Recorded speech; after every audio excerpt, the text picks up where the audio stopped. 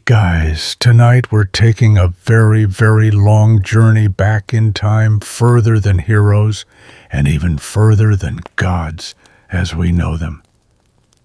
We're going to the very beginning, to a time before time when the universe itself was just figuring things out.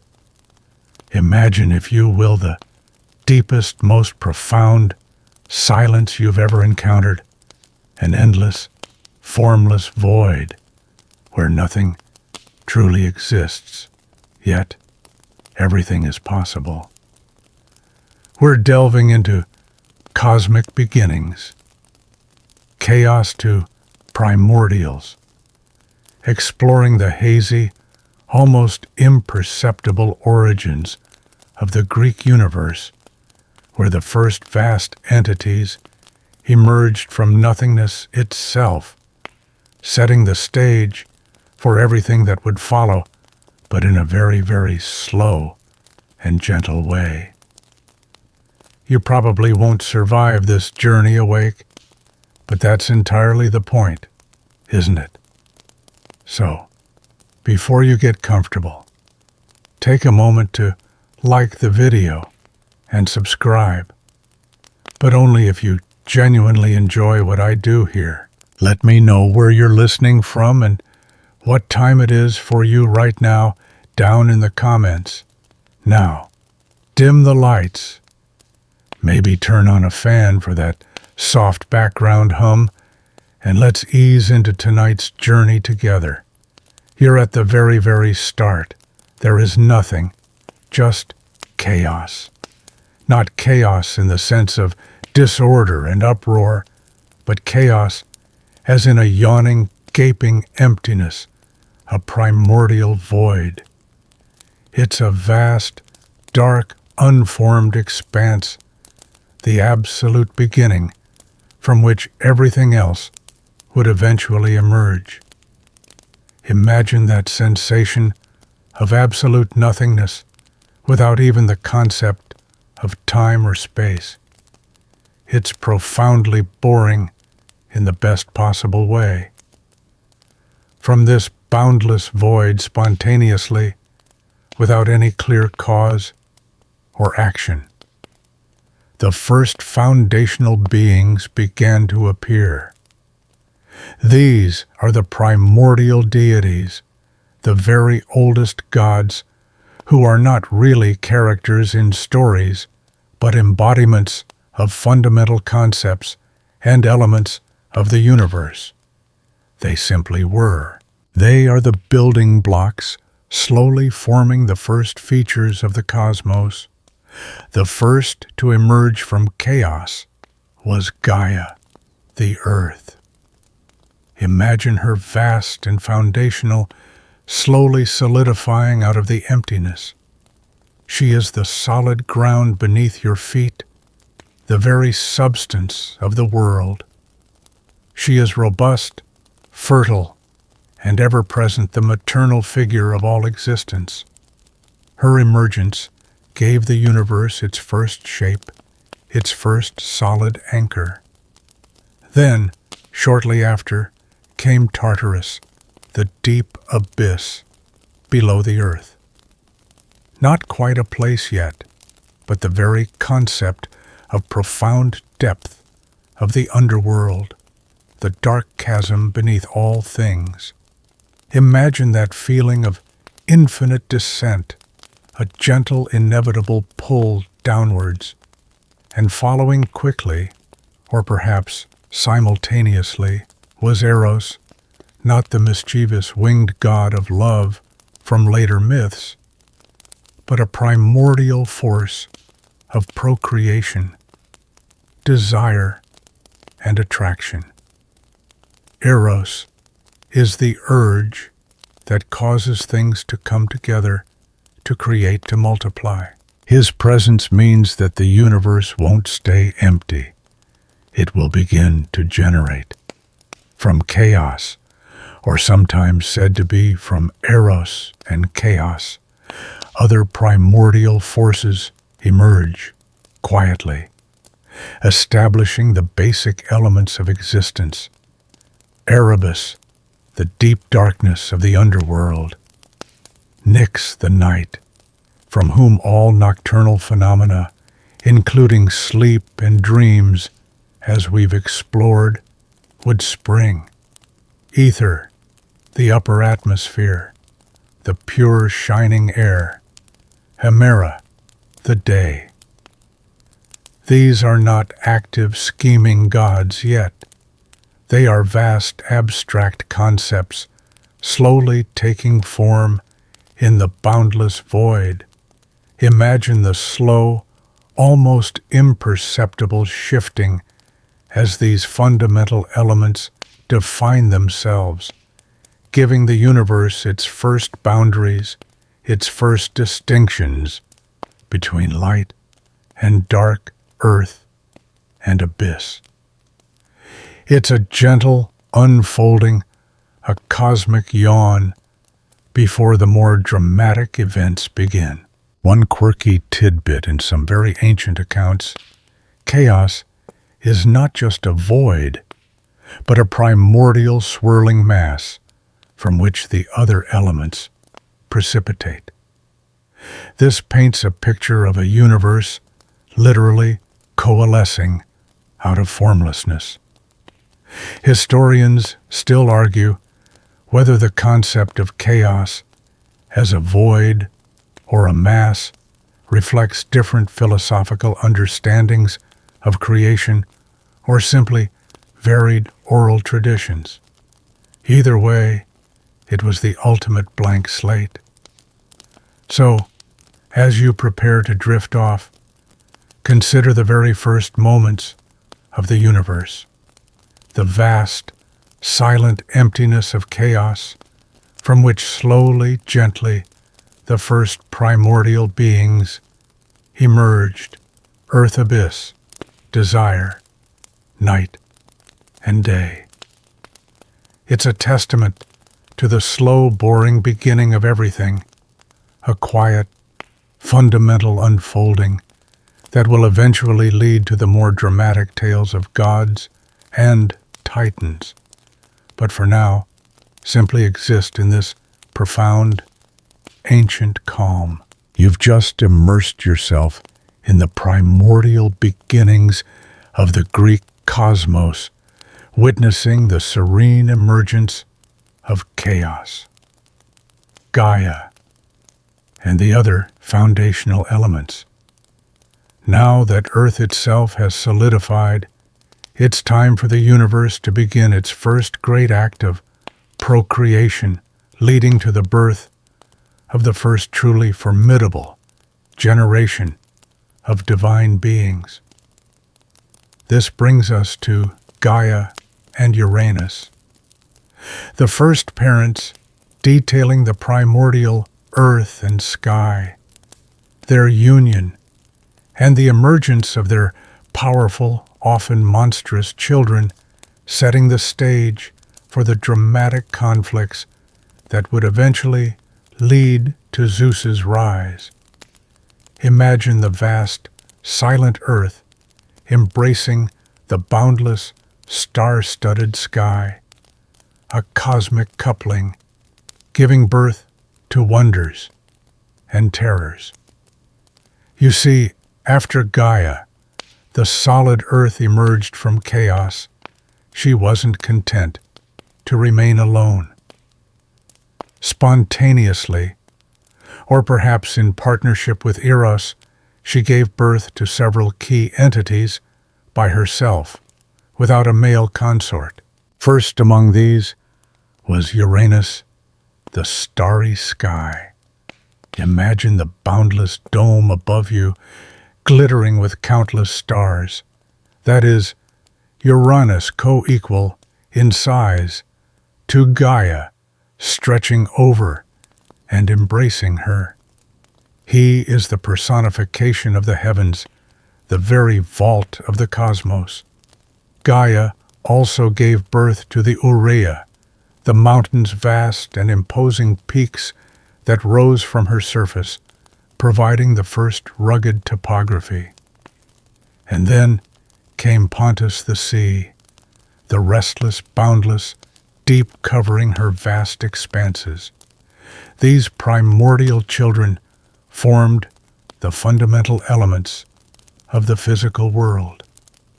With Uranus, her son, and now consort Gaia, began to procreate, bringing forth the next generation of powerful beings. Their union was prolific, but also fraught with tension, as Uranus the sky kept Gaia perpetually embraced, holding his children within her, reluctant to let them emerge into the light. This cosmic struggle of birth and repression is key to understanding the coming conflict. Their first children were the Titans.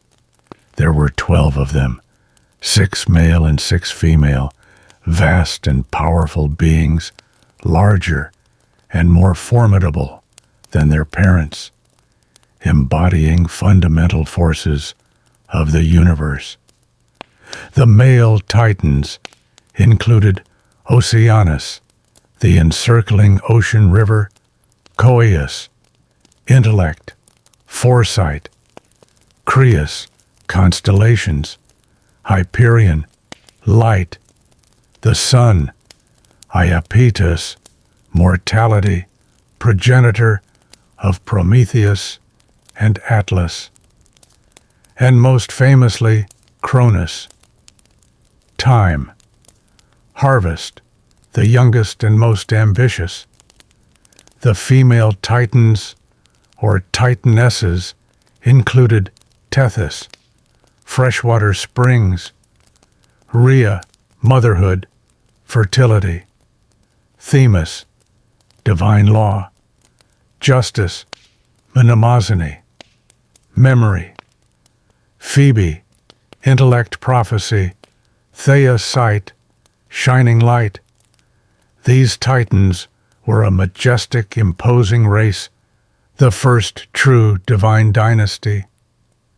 But Gaia and Uranus also bore other less appealing children whom Uranus despised and kept hidden. These were the truly monstrous offspring, the Cyclopes, 3 enormous one-eyed giants, master craftsmen and smiths, whose very existence terrified their father. To the Hecatoncheires, the 100-handed ones, 3 colossal beings, each with 50 heads and 100 powerful arms. Their sheer monstrousness horrified Uranus. Imagine the discomfort of Gaia, the earth perpetually pregnant, with these enormous and terrifying offspring, confined within her womb, unable to be born due to Uranus's fear and jealousy. This repression would eventually lead to a cosmic rebellion. One quirky tidbit, the very act of Uranus embracing Gaia, preventing the birth of their children, is a powerful metaphor for the confinement and tension that existed in the earliest cosmos, a kind of cosmic claustrophobia. Historians still argue whether the succession myth involving Uranus, Cronus, and Zeus reflects real-world historical patterns of usurpation, or if it's a symbolic narrative illustrating the triumph of order over primordial chaos and younger, more civilized gods over older, wilder ones. Either way, this first divine family was deeply dysfunctional. So, as you prepare to drift off, consider the vast ancient coupling of Gaia and Uranus, the earth and sky. From their union sprang the powerful Titans and the monstrous giants held in perpetual tension by a fearful father, slowly building towards the inevitable cosmic conflict that would shape the very universe. It's the boringly slow, yet incredibly significant beginning of divine dynasties. You've just witnessed the primordial union of Gaia and Uranus, birthing the majestic Titans and the monstrous Cyclopes and Hecatoncheires. But this cosmic family was far from harmonious. The vast, starry sky Uranus harbored a deep-seated fear and resentment towards his more formidable offspring, leading to an act of cruel repression that would sow the seeds of rebellion. This brings us to Uranus's fear and cruelty, detailing his tyrannical suppression of his monstrous children and the unbearable torment this inflicted upon their mother Gaia, setting the stage for the inevitable cosmic revolt. Imagine being perpetually pregnant with colossal, powerful beings, unable to give birth, as your husband holds them captive within you. You see, Uranus, though the majestic vault of the sky, was deeply troubled by his own progeny, particularly his monstrous children. He detested the Cyclopes, the one-eyed giants, master smiths, and the Hecatoncheires, the 100-handed, 50-headed giants. He found their very appearance grotesque and terrifying, a grotesque affront to his own celestial perfection. He feared their immense power, seeing them as a threat to his supreme authority. In his cruel paranoia, Uranus committed an unspeakable act. As each of these terrifying children was born from Gaia, he would force them back into Gaia's womb, imprisoning them deep within the earth in the primordial darkness of Tartarus, which was both a place and a primordial deity, as we discussed.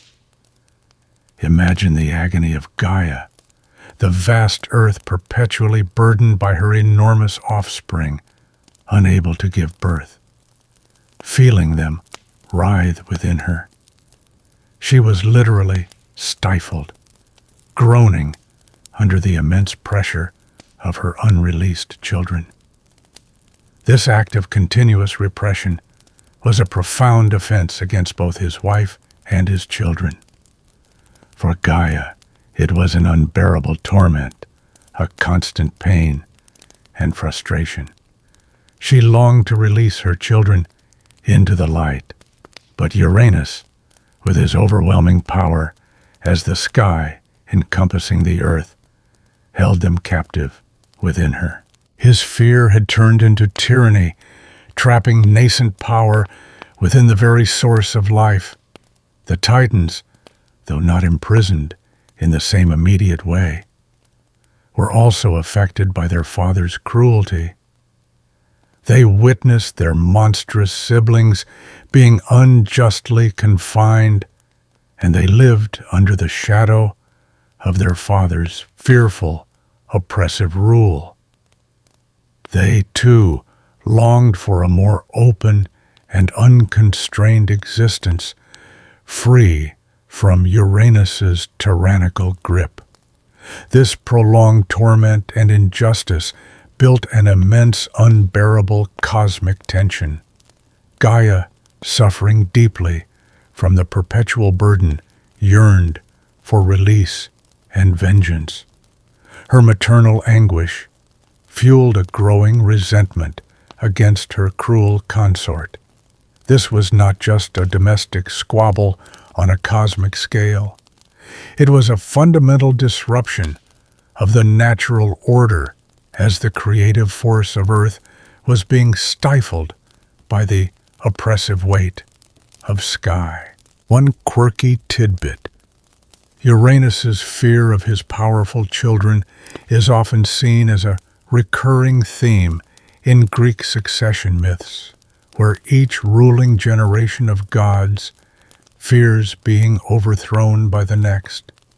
It's a cosmic Oedipus complex, playing out on a grand scale. Historians still argue whether Uranus's act of confining his children symbolizes a primitive, chaotic stage of creation where forces were undifferentiated, or if it reflects a narrative need to justify the eventual rebellion that would establish a new, more ordered cosmos. So, as you drift towards sleep, imagine the vast, silent earth, Gaia, groaning under the weight of her monstrous, imprisoned children, held captive by the fearful sky, Uranus. This act of tyrannical cruelty set in motion an inevitable chain of events leading to a desperate plea from a tormented mother and the rise of a vengeful son, preparing the cosmic stage for the first great generational conflict of the gods. The stillness is temporary. Rebellion is brewing deep within the earth. You've just felt the immense tension of Uranus's tyrannical cruelty, perpetually stifling Gaia's monstrous offspring within her womb. This unbearable torment, this cosmic claustrophobia, finally pushes Gaia to a desperate act appealing to her children for aid. This brings us to Cronus's birth and Gaia's plea, introducing the youngest, most ambitious Titan, who alone possessed the courage and ruthlessness to answer his mother's call for vengeance, setting in motion the first great cosmic overthrow. Imagine a mother literally groaning with the weight of her children, seeking a champion to free them. You see, among the powerful Titans, the youngest was Cronus. He was born after his monstrous siblings, the Cyclopes and Hecatoncheires, and unlike them, he was allowed to emerge from Gaia into the light. However, he watched as his elder siblings were continuously thrust back into Gaia's oppressive embrace by their fearful father, Uranus. He also felt the constant anguish of his mother, the earth, who was perpetually burdened and tormented by Uranus's tyrannical act. Gaia, desperate to be freed from this agonizing confinement and to liberate her imprisoned children, secretly forged a mighty adamantine sickle.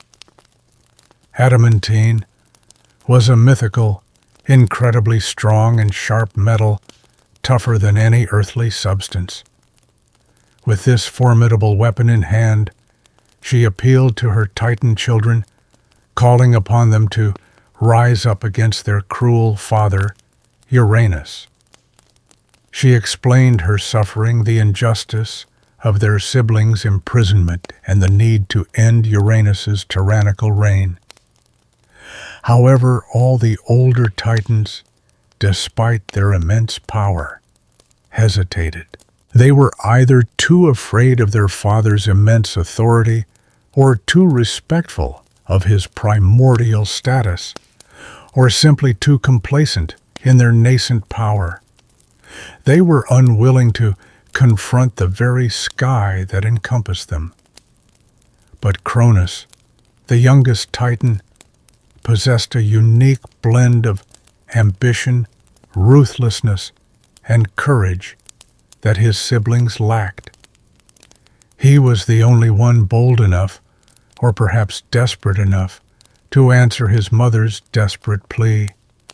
Imagine this young, formidable Titan hearing his mother's anguished groans and feeling a surge of determination to act where his elders dared not. He stepped forward, accepting the adamantine sickle from Gaia and agreeing to undertake the horrifying task of overthrowing his father. This moment is pivotal. It marks Cronus as the archetypal usurper, the ambitious son who would depose his tyrannical father, setting a pattern that would tragically repeat itself with his own son, Zeus. Cronus was not acting out of pure malice, but out of a desire to free his mother and siblings from oppression, and to establish a new order with himself at its head. He saw an opportunity for power veiled in the cloak of justice. One quirky tidbit about Cronus: he is often depicted with a scythe or sickle, not just as a tool for his fateful act, but also later as a symbol of his role as the god of harvest and time reaping what is sown. Historians still argue whether Cronus's act was seen as justified liberation or a horrific crime by ancient Greeks, as it led to both the freedom of the imprisoned and the establishment of a new, albeit flawed, cosmic order. It lays the groundwork for the cyclical nature of power and rebellion in Greek mythology. So, as you drift towards sleep, consider Gaia, the earth, groaning under her burden, forging a weapon in her anguish. And then imagine Cronus, the youngest and most formidable Titan, stepping forward, taking the adamantine sickle, ready to confront the tyrannical sky and fundamentally reshape the very foundations of the universe. This was the quiet, determined beginning of a cosmic revolution, a truly, boringly inevitable shift in power. You've just seen Cronus, the youngest Titan, bravely take up Gaia's adamantine sickle, ready to confront his tyrannical father. This fateful moment leads directly to one of the most shocking and symbolically potent acts in Greek mythology, marking the first major shift in cosmic power. This brings us to the mutilation of Uranus, first cosmic shift, detailing Cronus's decisive, horrifying act of overthrowing the primordial sky god and the unexpected births that emerged from his fallen essence, forever changing the landscape of the universe.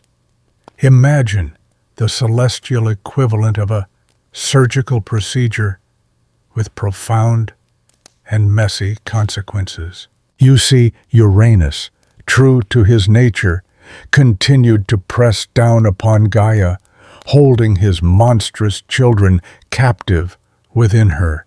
He would descend upon her each night, engaging in their endless, oppressive embrace. It was during one such nightly coupling that Cronus, armed with the sharp adamantine sickle forged by his tormented mother, lay in wait. Imagine the profound silence of the primordial night, broken only by the vast unformed sounds of the cosmos. As Uranus descended to cover Gaia, Cronus, emerging from his hiding place, courageously or ruthlessly ambushed his father. With one swift, decisive blow of the adamantine sickle, he castrated Uranus. This was a truly shocking act, not just of violence, but of symbolic power, severing the sky from the earth and, effectively, ending Uranus's tyrannical reign. The immediate consequence of this act was profound. Uranus, wounded and defeated, recoiled from Gaia, ascending into the heavens to take his permanent place as the boundless ethereal sky, forever separated from the earth. This separation allowed Gaia's imprisoned children, the Cyclopes and the Hecatoncheires, to finally burst forth from her womb, bringing immense relief to their long-suffering mother. The cosmic claustrophobia was over, but the essence of Uranus, his blood and semen, did not simply vanish. As his life force spilled onto the primordial earth, Gaia new beings sprang forth from this violent act, demonstrating the generative power even in cosmic destruction.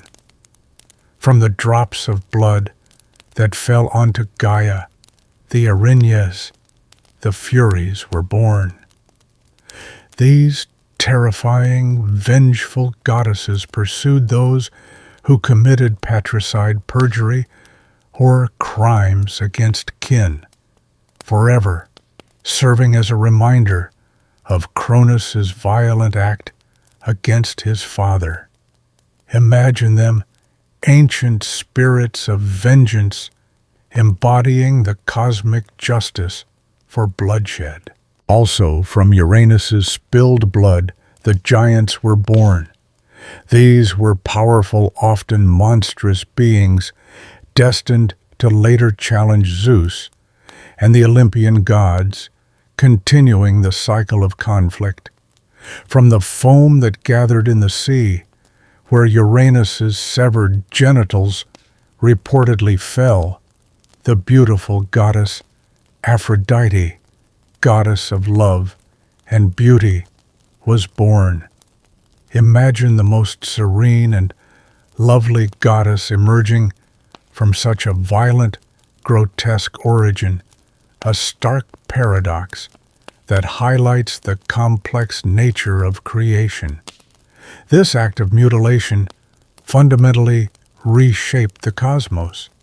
It ended the primordial reign of Uranus, establishing Cronus as the new supreme ruler. It freed the monstrous children who would later play a crucial role in the Titanomachy. And it introduced new powerful entities like the Furies and Aphrodite, who would play significant roles in the unfolding drama of Greek mythology. It was a messy, violent, but undeniably pivotal cosmic shift. One quirky tidbit: the creation of Aphrodite from the sea foam after Uranus's castration is one of the most memorable and bizarre birth stories in Greek myth, often depicted in iconic art. Historians still argue whether this myth represents a symbolic breaking away from a primitive, oppressive cosmic order, or if it reflects ancient initiation rites involving symbolic castrations. Either way, it was a dramatic and undeniably significant moment in the unfolding of the Greek universe. So, as you drift towards sleep, picture Cronus wielding the adamantine sickle, separating the sky from the earth in a violent, world-shaping act. From that cosmic upheaval came new life, new vengeance, and a new dominant ruler, setting the stage for the so-called Golden Age under the Titans, a boring prelude to an even greater war. You've just witnessed the dramatic and messy overthrow of Uranus by Cronus, marking the first major shift in cosmic power and the birth of new powerful entities. With Uranus deposed and confined to the furthest reaches of the sky, Cronus, the youngest and most ambitious Titan, ascended to supreme authority. This brings us to the rise of the Titans' Golden Age, detailing Cronus's reign over the universe, an era often depicted as a time of peace and abundance, albeit one that carried the seeds of its own destruction. Imagine a world ruled by vast ancient beings in a period of relative calm before the storm of the Olympians. You see, after freeing his siblings from their father's oppressive embrace, Cronus took his place as the unchallenged ruler of the cosmos. He married his sister Rhea, a beautiful Titaness associated with motherhood and fertility. Together, they presided over what many later Greek poets and philosophers would romanticize as the golden age of humanity. In this mythical golden age, it was said that humans lived in harmony with the gods without suffering or toil. There was no need for laws, as everyone naturally behaved justly. The earth spontaneously produced food in abundance, so there was no need for agriculture or arduous labor. Food was plentiful and freely available. People lived for a very long time, never aging, and when they finally died, they did so peacefully, simply falling into a deep, dreamless sleep, becoming benevolent spirits of the air. There was no war or conflict. A pervasive sense of peace and tranquility settled over the nascent universe. This depiction of the Golden Age under Cronus's rule paints a picture of serene, effortless existence, a stark contrast to the strife and suffering that would characterize later ages, particularly the Iron Age of humanity. The Titans, powerful and majestic, ruled with a benevolent, if somewhat distant hand. They embodied the raw elemental forces of the cosmos, but under Cronus, these forces were mostly in a state of balance. Cronus himself, having usurped his father, was now the supreme authority. He was the Titan of time and harvest, overseeing the cyclical rhythms of nature. His reign represented a period of stability after the violent chaos of Uranus's confinement. The universe was established. The primordial forces were in their places, and a sense of order, albeit a quiet and perhaps somewhat static one, prevailed. However, beneath this veneer of peace and plenty, the seeds of future conflict were already being sown, largely due to Cronus's own actions and his fear of repeating history. Having overthrown his own father, he lived with the constant paranoia that he too would be deposed by one of his own children.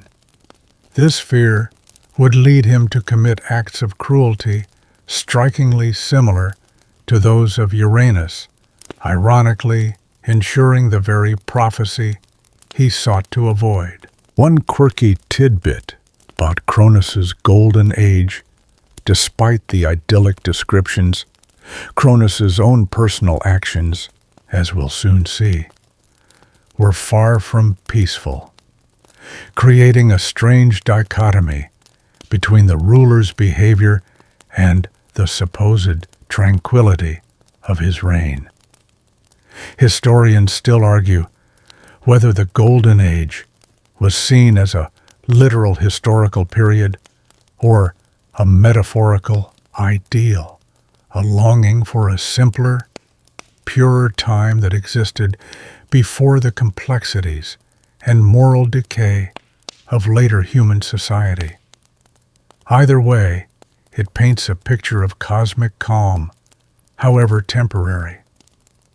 So, as you drift toward sleep, imagine a world bathed in gentle light, where food springs from the earth and peace reigns supreme.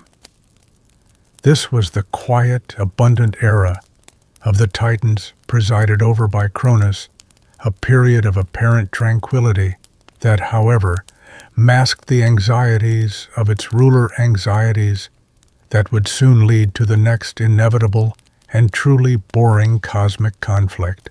You've just been lulled by the vision of the Golden Age, a time of peace and plenty under the rule of Cronus and the Titans. But as we hinted beneath that veneer of tranquility, the seeds of future conflict were already deeply sown, rooted in Cronus's own profound fear and paranoia. This brings us to Cronus's prophecy and fear of children, detailing the dire warning he received and the desperate, horrifying measures he took to prevent his own downfall, mirroring the tyrannical behavior of his deposed father, Uranus. Imagine a powerful ruler so consumed by fear that he devours his own offspring. You see, Cronus, having violently overthrown his father, Uranus, was acutely aware of the cyclical nature of power and usurpation. He had first-hand experience of a son deposing his father.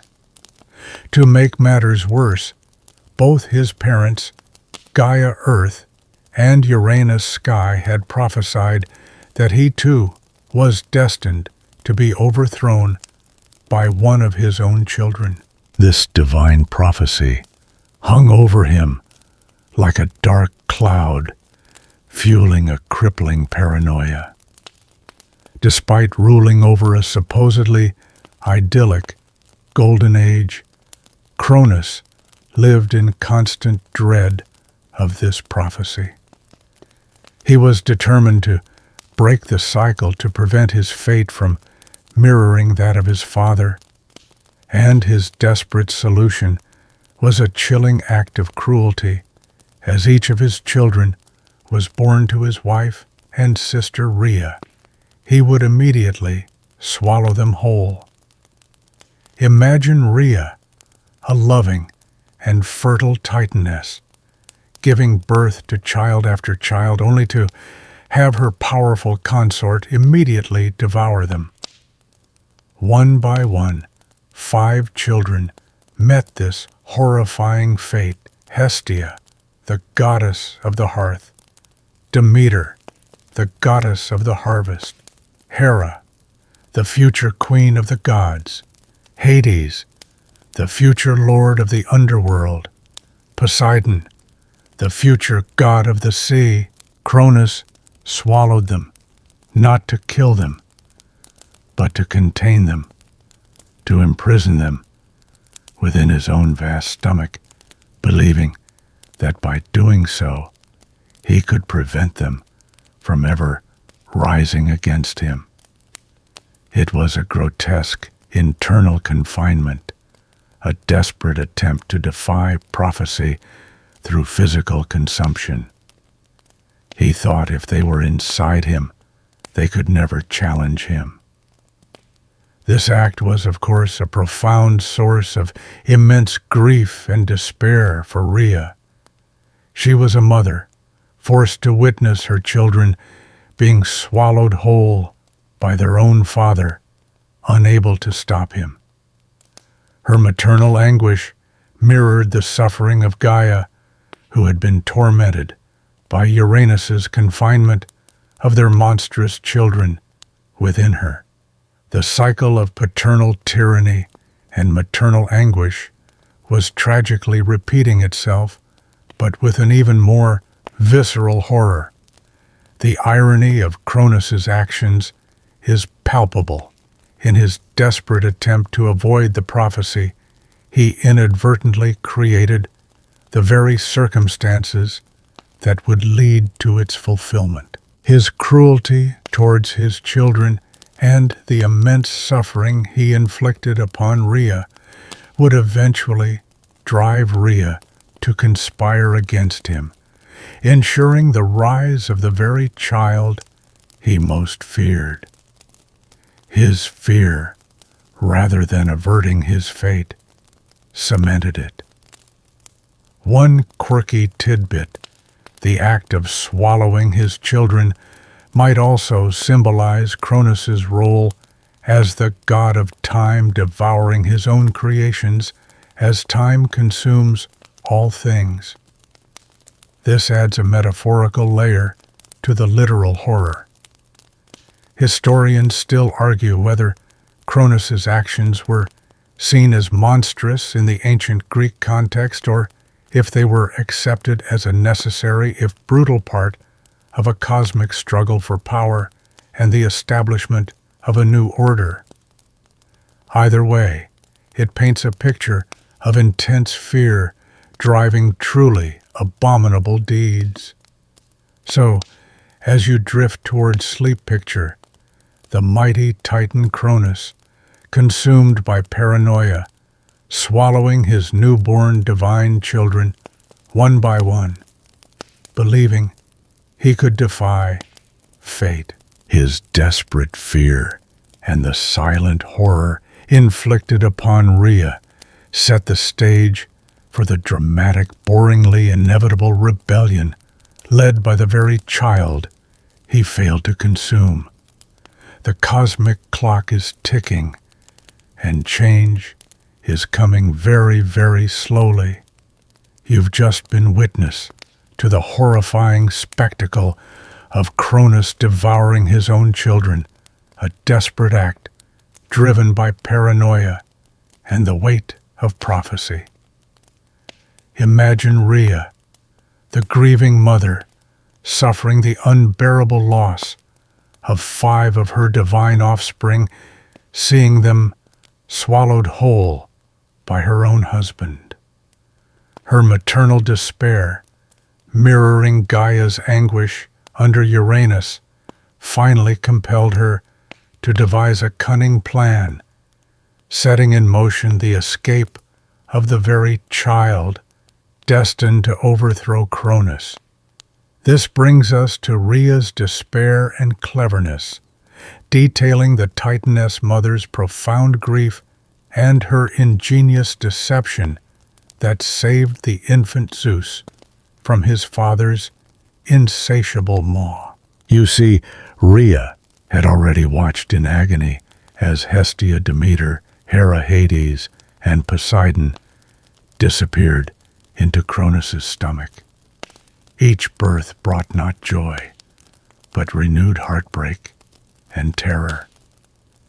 She knew that the prophecy of Uranus and Gaia was true, and that Cronus's tyrannical actions would inevitably lead to his downfall. But she also longed to save at least one of her children, to raise an heir who could fulfill the prophecy and finally end Cronus's cruel reign. Driven by this desperate hope and profound maternal instinct, Rhea turned to her own primordial parents, Gaia, Earth, and Uranus, Sky, for counsel. They, having been deposed by Cronus, sympathized with Rhea's plight and secretly advised her on a plan to save her next child. This conspiracy among the primordial forces and the Titaness mother underscores the inevitability of Cronus's fate. When Rhea was pregnant with her 6th child, she finally put her clever plan into action. Imagine her, the vast Titaness, enduring the pains of childbirth, but with a new resolve. She traveled to the island of Crete, a wild and mountainous land, to give birth in secret. Some myths say she gave birth in the deep, secluded Dictaean cave or Mount Ida, places hidden from Cronus's watchful, paranoid gaze. Immediately after giving birth, to her new son, Zeus, Rhea performed the ingenious deception. Instead of presenting the infant Zeus to Cronus, she wrapped a large stone in swaddling clothes, making it resemble a newborn baby. Imagine the stone carefully bundled, deceiving even a powerful Titan consumed by fear. She then presented this stone to Cronus, who in his paranoia and eagerness to consume the perceived threat, swallowed it whole, believing he had once again devoured his latest offspring. This act of deception was brilliant in its simplicity and its success. Cronus believed he had thwarted destiny, unaware that the true threat, the infant Zeus, had escaped his grasp and was now safe, hidden away. Rhea, having performed this painful but necessary charade, entrusted her precious son to the care of various nymphs and divine beings on Crete. One quirky tidbit about this deception: the stone swallowed by Cronus would later play a significant role. It would be placed at Delphi, becoming a sacred object and a symbol of Cronus's folly, often called the Omphalos stone, or belly button stone. Historians still argue whether Rhea's cunning was seen as morally justifiable given Cronus's tyranny, or if it simply continued the cycle of deception and usurpation that defined the early cosmos. It represents the crucial turning point securing the future ruler of the Olympians. So, as you drift towards sleep, picture the grieving Rhea, driven by despair, but armed with cleverness, secretly giving birth to Zeus on a secluded island. Then, imagine her presenting a swaddled stone to her tyrannical husband, who, in his desperate paranoia, unknowingly swallows a cold, hard rock instead of his destined usurper. This quiet, cunning act of defiance was the beginning of the end for the Titans, ensuring the eventual, boringly inevitable rise of a new generation of gods. You've just seen Rhea's clever deception, substituting a stone for the infant Zeus, thus saving him from Cronus's insatiable maw. With his life secured by his cunning mother, the future king of the gods began his formative years in profound secrecy and extraordinary circumstances. This brings us to Zeus's secret birth and childhood, detailing his hidden upbringing on the remote mountainous island of Crete, a period of quiet growth and nurturing, far removed from the tyrannical gaze of his paranoid father. Imagine a divine baby, destined for cosmic power, being raised in a cave fed by nymphs and a goat. You see, immediately after his birth, Rhea entrusted baby Zeus to the care of various loyal nymphs and divine beings on Crete. This wasn't a public upbringing. It was a closely guarded secret, for if Cronus ever discovered that one of his children had escaped his consumption, he would surely seek to find and devour him. Zeus's early life was a quiet, isolated preparation for his momentous destiny. The most famous version of his upbringing places him in the Dictaean cave, or sometimes the Idaean cave on Mount Ida, a secluded and rugged mountain on Crete. This deep, hidden cavern provided the perfect sanctuary, a natural fortress against his father's relentless paranoia. Imagine the infant Zeus, cradled in this cool, dark, quiet sanctuary, unaware of the cosmic drama surrounding his existence. His upbringing was far from conventional. The nymphs. Zeus was primarily nursed and cared for by several nymphs, particularly Adrasteia and Ida. They provided him with nourishment and comfort, ensuring his safety and well-being. Amalthea the goat. His most famous nurse was Amalthea, a sacred goat, or sometimes depicted as a nymph who owned a goat. She suckled the infant Zeus with her milk, providing him with divine sustenance that nurtured his growing strength. Her horn, broken off during Zeus's youth, became the cornucopia horn of plenty, a symbol of endless bounty. Imagine a baby god, robust and powerful, growing strong on goat's milk and the care of nature spirits. The Curetes, to further protect the infant Zeus from Cronus, a group of armed youthful attendants called the Curetes were tasked with guarding the cave. Whenever the baby Zeus cried, the Curetes would clash their spears against their shields, creating a deafening din. This clamor was designed to drown out Zeus's cries, preventing Cronus from hearing them and realizing his deception.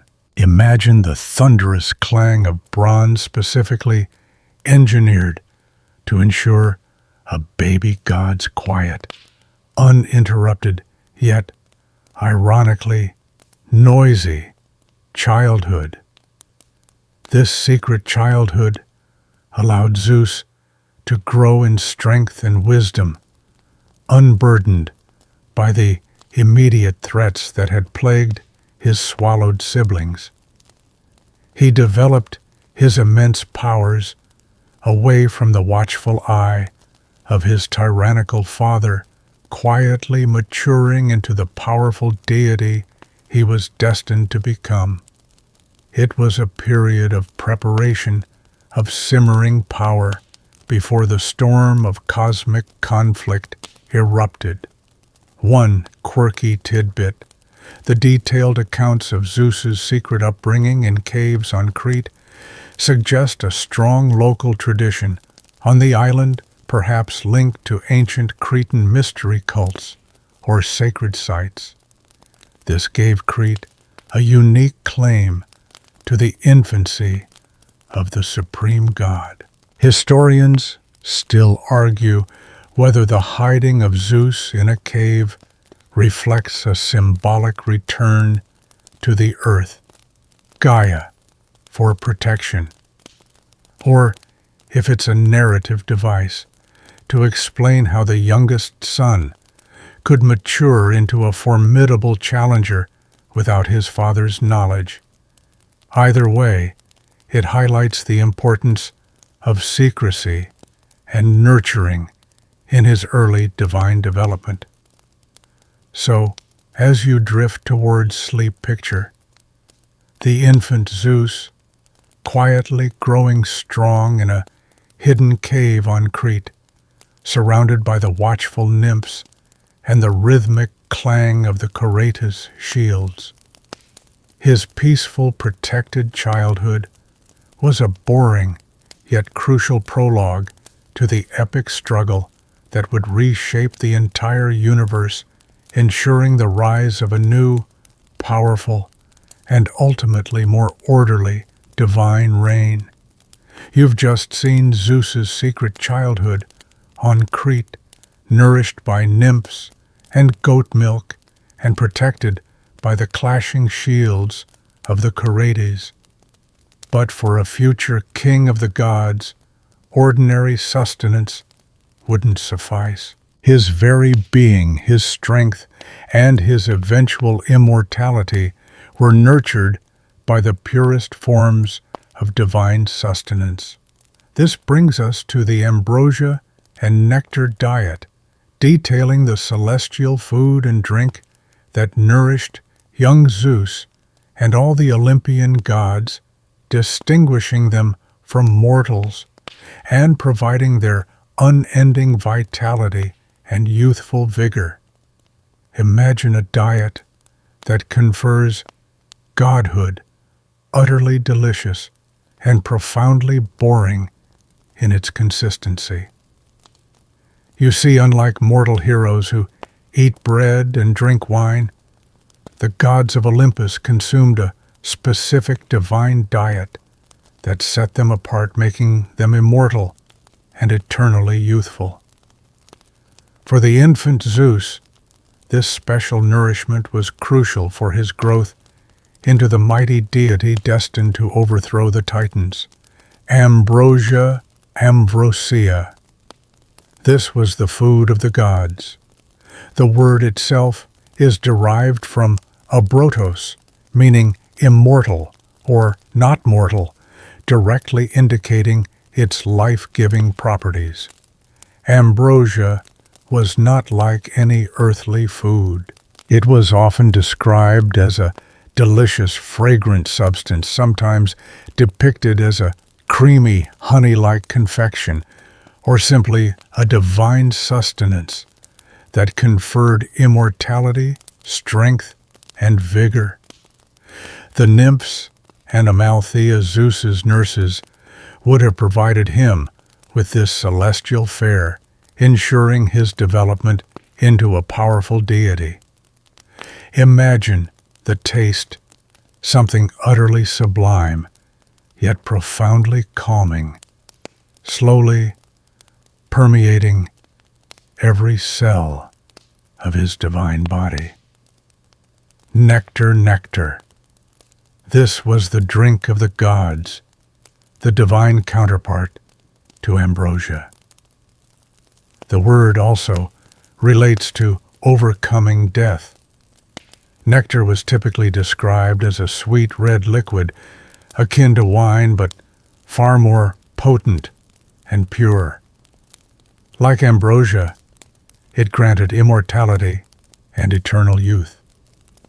The Chorates, while clashing their shields, would also have ensured that young Zeus had constant access to this life-sustaining drink.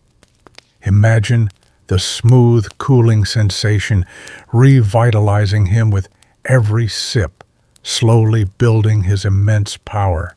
The constant consumption of ambrosia and nectar was not just a dietary preference. It was the very essence of divinity. It made the gods impervious to age, disease, and death, though they could be wounded or suffer. It kept their blood known as ichor, a golden ethereal substance distinct from mortal blood.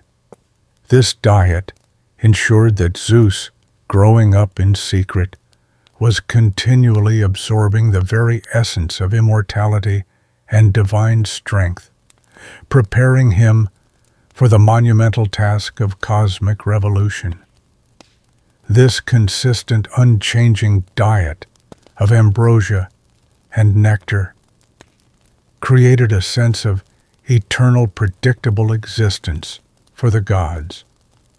Unlike mortals whose lives are defined by growth, aging, and decline, and a varied, often uncertain diet, the gods lived in a state of unchanging perfection, maintained by this never-ending, perfectly balanced, and utterly boring sustenance. There was no need for culinary experimentation, no worry about nourishment, just constant, perfect, divine food. One quirky tidbit, sometimes ambrosia and nectar were even used by the gods to heal wounds or restore vitality to mortals they favored temporarily, granting them some of the divine attributes. This shows their immense power, even when just consumed as food. Historians still argue whether the concept of ambrosia and nectar reflected an ancient understanding of diet affecting health, or if they were purely mythological constructs to differentiate gods from mortals, providing a simple, elegant explanation for divine immortality. So, as you drift towards sleep, imagine the infant Zeus quietly growing strong on the most divine and perfectly boring diet conceivable, endless ambrosia and nectar. This celestial nourishment consistently consumed in his hidden cave built the very foundation of his godhood, ensuring he would rise as the powerful, immortal leader destined to overthrow the Titans and bring a new, more ordered, and ultimately quite peaceful cosmic reign. You've just glimpsed Zeus's secret, divinely nourished childhood, preparing him for cosmic destiny. Now, having grown to full maturity, powerful, and cunning, the moment arrives for him to step out of the shadows and begin the long, careful process of orchestrating his father's downfall. This brings us to Zeus's coming of age and strategy, detailing his maturation and the initial subtle planning for the inevitable rebellion against Cronus, a meticulous preparation for a war that would reshape the universe. Imagine a young mighty god quietly gathering his wits and his allies ready to challenge the established order. You see, Zeus, having been raised in secret on Crete, reached his formidable prime. He was no longer a vulnerable infant. He was a god of immense power, intelligent, ambitious, and endowed with the strategic mind necessary to challenge the mighty Titans. He possessed an inherent cunning that would prove crucial against the brute force and paranoia of his father Cronus. His first and most crucial step was to gain the support of powerful allies. He knew he couldn't face the Titans alone, even with his growing strength. His primary goal was to free his elder siblings who were still imprisoned within Cronus's stomach.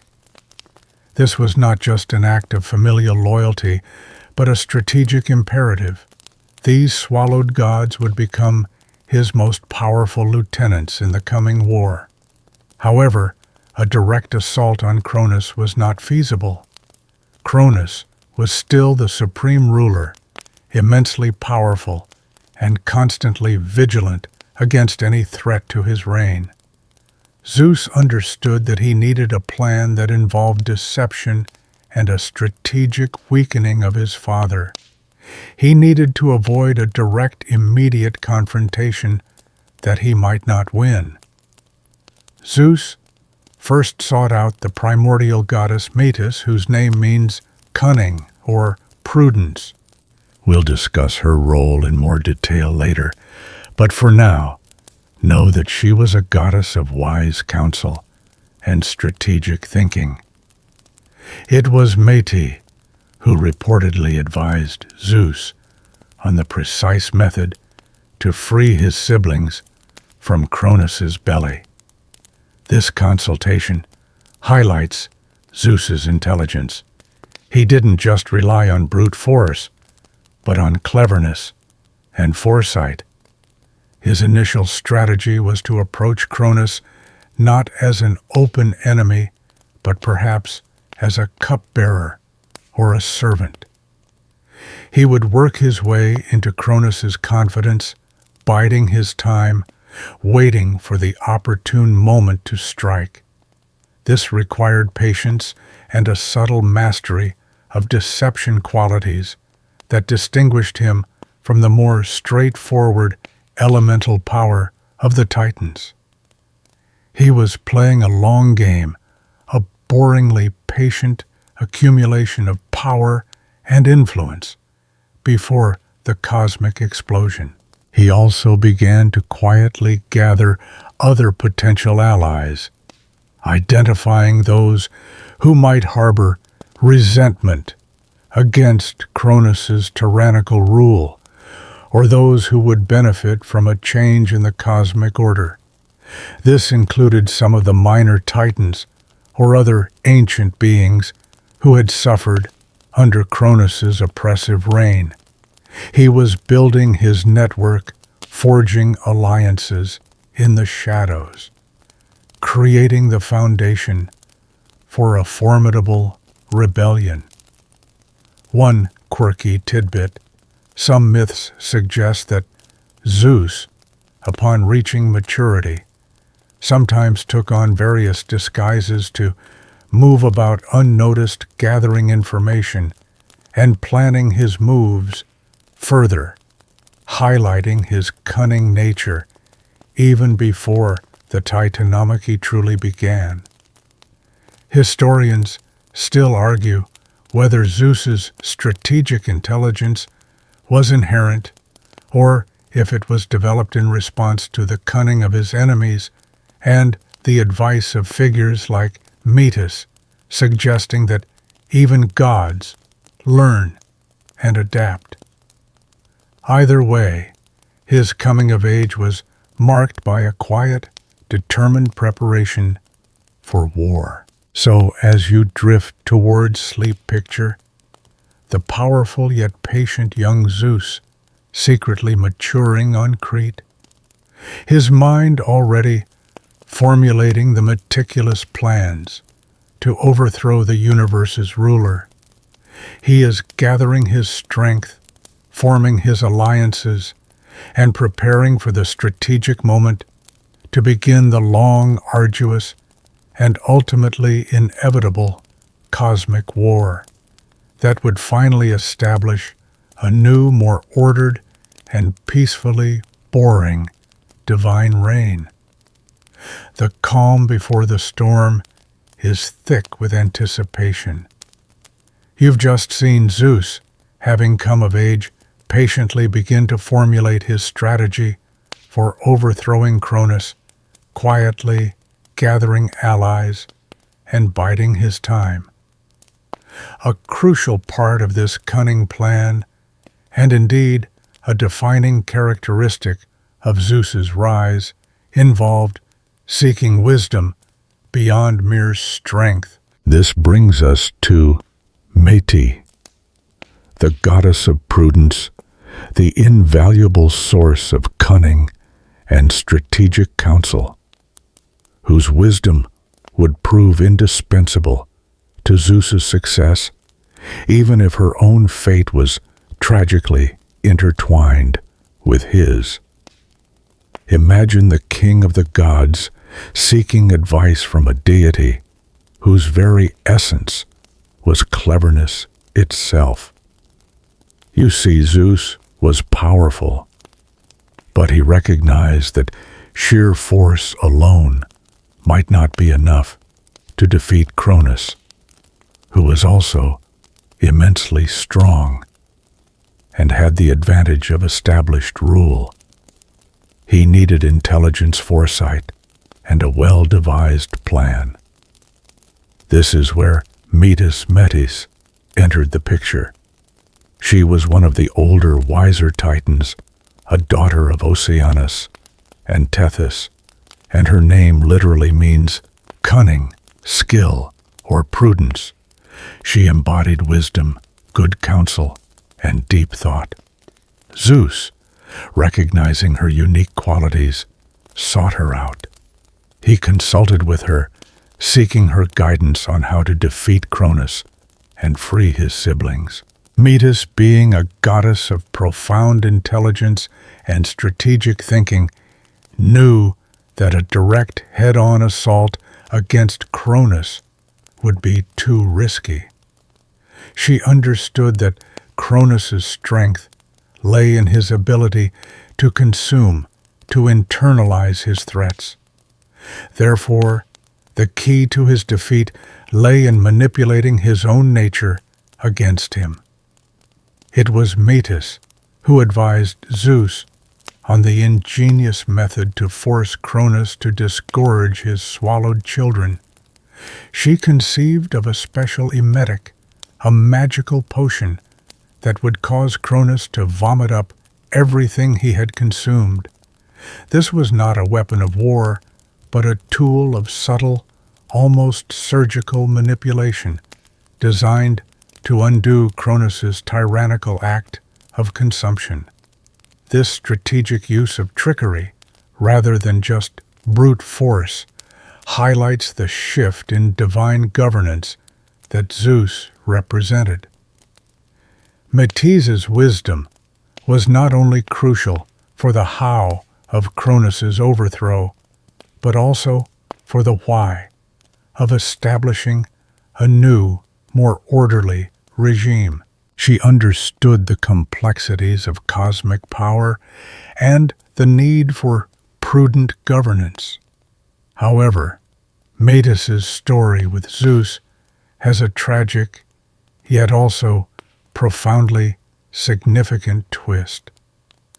After Cronus was defeated and the Olympians established their rule, Zeus took Metis as his first wife, but Gaia and Uranus, his grandparents, then prophesied to Zeus that if Metis were to bear another child after their daughter Athena, who was already conceived, that child would be a son who would grow to be even more powerful than Zeus and would eventually overthrow him. To avoid this prophecy, a familiar pattern, isn't it? And tragically repeating his father Cronus's paranoid actions, Zeus, in a cunning and terrifying act, swallowed Metis whole. He did this not out of cruelty, but out of a desperate desire to prevent his own downfall and to ensure the stability of his newly established rule. However, Metis, being the goddess of wisdom, continued to advise him from within his own mind, making him ever more intelligent and prudent. Later, Athena, fully formed and armored, famously burst forth from Zeus's head, fulfilling part of the prophecy, but ensuring Zeus's continued reign. One quirky tidbit: the swallowing of Metis by Zeus is often interpreted as a symbolic act of incorporating wisdom and cunning directly into his own being, making him a more complete and formidable ruler than his predecessors. It represented a shift from raw external power to internalized intelligence. Historians still argue whether Zeus's act of swallowing Metis was an unfortunate necessity for cosmic order, or a dark stain on his character, showing that even the good gods could commit ruthless acts for self-preservation. So, as you drift towards sleep, picture Metis, the embodiment of cunning wisdom, advising young Zeus on the subtle strategy to defeat his tyrannical father. Her prudence paved the way for the ultimate downfall of Cronus, demonstrating that sometimes the most powerful weapon in a cosmic war is not thunder and lightning, but a clever, quiet trick that reshapes the very foundations of the universe. You've just explored the pivotal role of Metis, the goddess of prudence, in devising the cunning strategy to defeat Cronus, a plan that culminated in Zeus's tragic, yet ultimately power-enhancing act of swallowing her. Now, with Metis's wise counsel guiding him, Zeus was ready to execute the central act of his rebellion, forcing his tyrannical father to undo his horrifying past. This brings us to the emetic of Cronus, releasing siblings, detailing the ingenious potion that caused the Titan ruler to disgorge his swallowed children, bringing the future Olympian gods back into the light and setting the stage for the epic war to come. Imagine a cosmic burp, releasing the very forces that would overthrow an era. You see, Cronus, ever paranoid about the prophecy of his downfall, continued his daily life, unaware that one of his children had escaped and was now, as an adult god, actively plotting his demise. He believed he had successfully contained destiny within his own vast stomach. Following Metis's precise instructions, Zeus, having returned from Crete in his maturity, approached Cronus. The myths vary slightly on how this happened.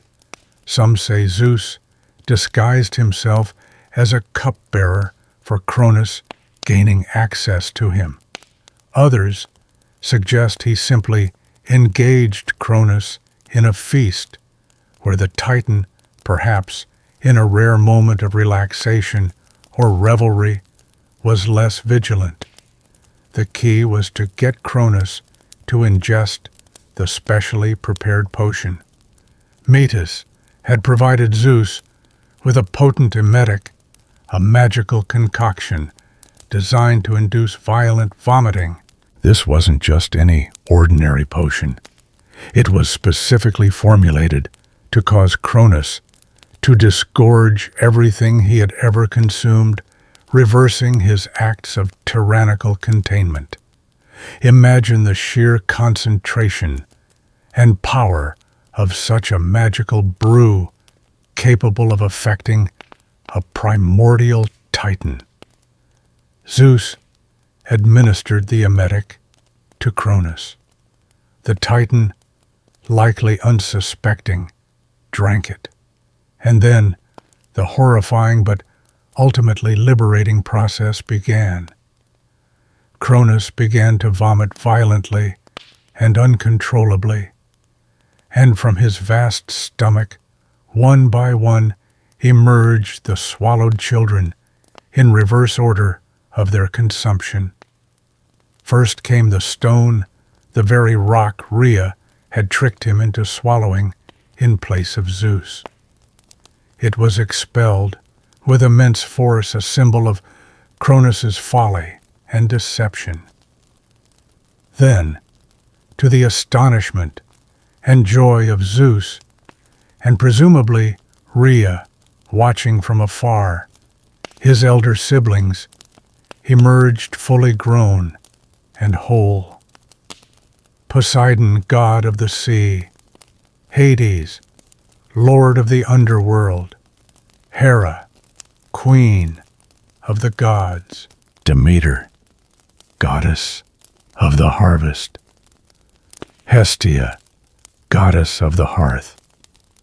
These 5 powerful deities, having spent their entire lives, or at least their conscious existence, trapped within their father's digestive system, were finally free. Imagine the relief, the disorientation, and the simmering rage they must have felt after such a bizarre and prolonged imprisonment. They were now fully formed gods, ready to join their younger brother Zeus in the fight against their tyrannical father. This event, sometimes referred to as the emesis of Cronus, from the Greek for vomiting, was the crucial turning point in the Titanomachy. It brought together the core members of the future Olympian pantheon, uniting them against their common oppressor. It was the first true act of rebellion, physically undoing Cronus's power and gathering the forces needed for the Great War. One quirky tidbit about the stone after it was vomited up: it was said to have fallen to earth at Delphi, becoming a sacred object, the omphalos navel stone marking the center of the world. This connected the site of future prophecy to the very act of Cronus's downfall. Historians still argue whether the literal act of consuming and disgorging was primarily symbolic of a generation taking over from the previous one, or if it reflected an ancient belief in sympathetic magic, where a physical act could literally undo a past wrong. So, as you drift toward sleep, picture the mighty Cronus convulsing as he expels a stone, and then, one by one, 5 fully formed gods from his stomach. This quiet, revolting, yet utterly pivotal event marked the end of an era and the beginning of the great cosmic war that would forever reshape the universe, bringing forth a new, more ordered, and peacefully boring divine reign. The stage is truly set for battle. You've just witnessed the pivotal emesis of Cronus, a gross but glorious moment that freed Zeus's siblings and united the future Olympians. With the newly liberated gods now assembled, the time for subtle strategies and hidden upbringings was over. The stage was set for the ultimate cosmic showdown. This brings us to the Titanomachy, a long, slow war detailing the protracted, grueling conflict between the rising Olympians and the reigning Titans, a monumental clash that raged for a decade, utterly reshaping the very foundations of the universe. Imagine the vast heavens and earth as a colossal battlefield, with gods and titans locked in an endless, exhausting struggle. You see, after their liberation, Zeus and his siblings, Poseidon, Hades, Hera, Demeter, and Hestia, united against their tyrannical father, Cronus, and his Titan brethren. This wasn't a quick skirmish. It was a devastating, generation-defining war that lasted for 10 long years. Imagine a conflict of such immense scale and duration, fought by immortal beings, where the very landscape of the cosmos was scarred by their battles. The conflict divided the universe into 2 opposing camps. The Olympians, led by Zeus, who established his base on Mount Olympus, the highest mountain in Greece. His allies were his newly freed siblings, the Titans, led by Cronus, who commanded the majority of the Titans and established their base on Mount Othrys. The war was a relentless, grinding struggle, a true test of endurance for both sides. The fighting was fierce, involving immense displays of divine power. Mountains were hurled, seas were churned, and the very sky groaned under the force of their blows. However, despite their power, the Titans had the advantage of numbers and established authority, making the war a stalemate for a long time. It was an exercise in attrition, a monotonous cycle of clashes with no decisive victory. Zeus, though powerful, realized that to truly defeat the Titans he needed more than just his siblings. He needed to find allies with powers even greater, or at least more specialized than his own. This led him to the wise counsel of Gaia, his grandmother, who advised him to free her monstrous children, the very beings Uranus had imprisoned in Tartarus, and Cronus had failed to release. This act of seeking out and freeing these ancient powerful beings would prove to be the turning point of the war.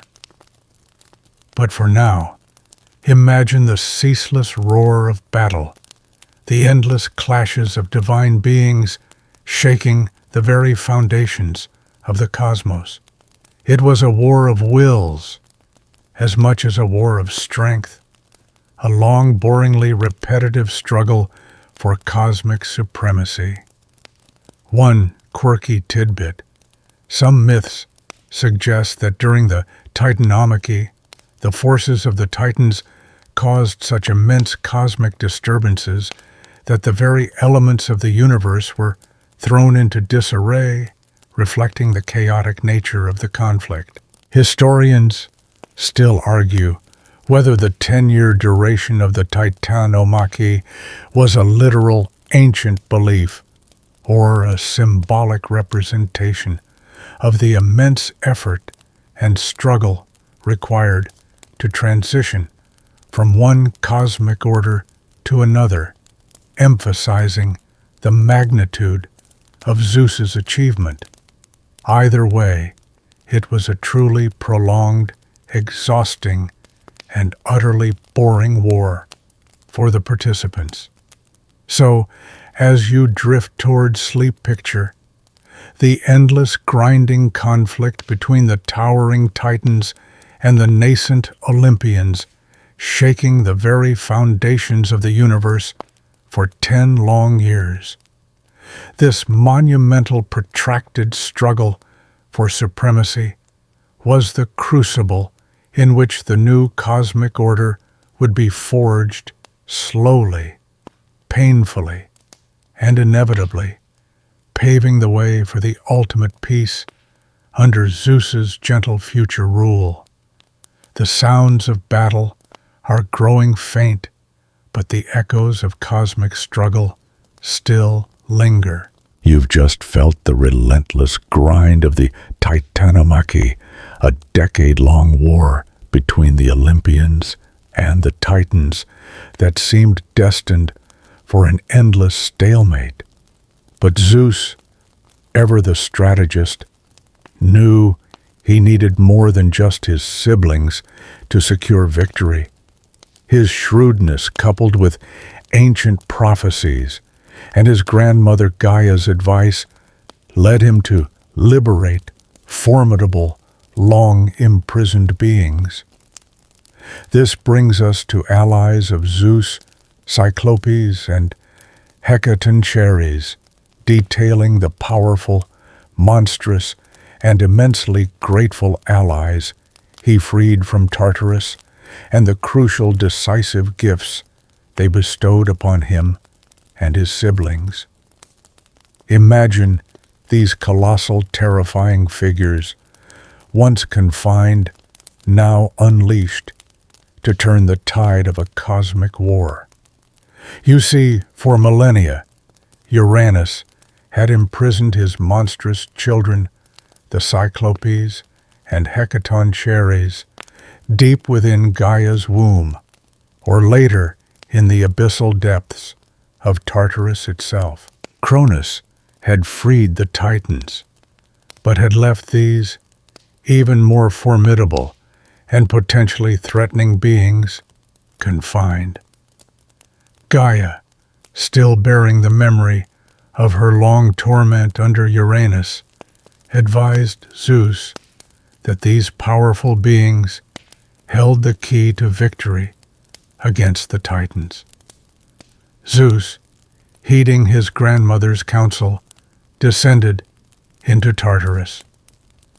This was a perilous journey into the deepest, darkest parts of the underworld, a place of profound despair and eternal punishment.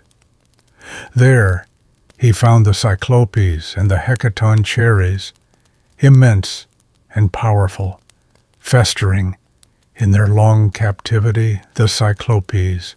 These were three enormous one-eyed giants: Brontes, Thunderer, Steropes, Lightning, and Arges, Brightener. They were master craftsmen, skilled smiths, whose power lay in their ability to forge divine weapons. The Hecatoncheires. These were 3 colossal beings, each with 50 heads and 100 powerful arms. Briareus, the vigorous Cottus, the striker, and Guys, the limbed. Their raw, untamable strength and their ability to hurl 100 boulders at once made them a terrifying force. Zeus freed these ancient mighty beings from their shackles and offered them ambrosia and nectar, nourishing them and restoring their full strength. In return for their liberation and the divine sustenance, the Cyclopes, in particular, swore their allegiance to Zeus and proved their gratitude by forging incredible weapons perfectly suited to the Olympians' respective domains. For Zeus, they forged the thunderbolt, a terrifying and awe-inspiring weapon of lightning, and thunder, a symbol of his ultimate authority. For Poseidon, they crafted the mighty trident, capable of stirring the seas and shaking the earth. For Hades, they created the helm of darkness, or cap, of invisibility, which rendered its wearer unseen. These gifts were game changers. The thunderbolt especially gave Zeus an unprecedented advantage in the war, a weapon of overwhelming power that the Titans simply could not match. The Hecatoncheires, with their 100 arms, proved invaluable on the battlefield, raining down volleys of 100 boulders at a time, overwhelming the Titan forces with relentless, indiscriminate bombardment. Imagine hundreds of rocks flying through the sky, crashing down on the Titan lines. A truly boring yet devastating siege. The release of these allies turned the tide of the 10-year war. The Olympians, once evenly matched, or even struggling against the Titans, now possessed weapons of unmatched power and an overwhelming force of brutal, unwavering allies. The chaotic, protracted stalemate began to break slowly, giving way to decisive victory for Zeus's forces. One quirky tidbit: the Cyclopes, despite their monstrous appearance, were depicted as being very loyal and industrious once freed, serving as divine smiths for the gods on Olympus. Historians still argue whether the freeing of these monstrous allies symbolizes Zeus's willingness to embrace ancient chthonic powers for a higher purpose, or if it simply emphasizes that even the good gods relied on overwhelming force and strategic alliances to establish their rule. Either way, their inclusion was crucial. So, as you drift toward sleep, picture Zeus descending into the dark abyss, freeing the colossal Cyclopes and the 100-handed ones. These terrifying, grateful allies armed him with the thunderbolt and turned the tide of a decade-long war, bringing the long, boring Titanomachy closer to its inevitable, thunderous end. You've just seen Zeus's strategic masterstroke, freeing the Cyclopes and the Hecatoncheires, gaining formidable allies, and crucially acquiring their divine weaponry. Among these gifts, one stands supreme, the ultimate embodiment of Zeus's power and his claim to cosmic dominion. This brings us to weapons of the gods, lightning and thunder, detailing the awe-inspiring yet ultimately repetitive and monotonous armaments that sealed the fate of the Titans and established Zeus as the supreme ruler of the cosmos. Imagine the very sky erupting with light and sound endlessly until all opposition crumbles. You see, for 10 long years, the Titanomachy had been a brutal, grinding stalemate. The Titans, led by Cronus, commanded vast numbers and formidable primal strength. The Olympians, though intelligent, needed a decisive edge, a weapon so overwhelmingly powerful that it could break the will of their ancient foes. The Cyclopes, grateful for their liberation from Tartarus, provided precisely this. For Zeus, they forged the thunderbolt. This wasn't just a fancy spear or a glowing sword. The thunderbolt was the quintessential symbol of Zeus's power, a weapon that combined the raw energy of lightning, the blinding flash and destructive force, with the terrifying thunder, the deafening roar, and concussive shockwave. Imagine Zeus standing on Mount Olympus, his muscles rippling, launching bolt after bolt across the cosmos. Each strike was a cataclysm, shaking the very foundations of the universe. The thunderbolt was more than just a projectile. It was a manifestation of cosmic authority. It could incinerate, shatter, and overwhelm.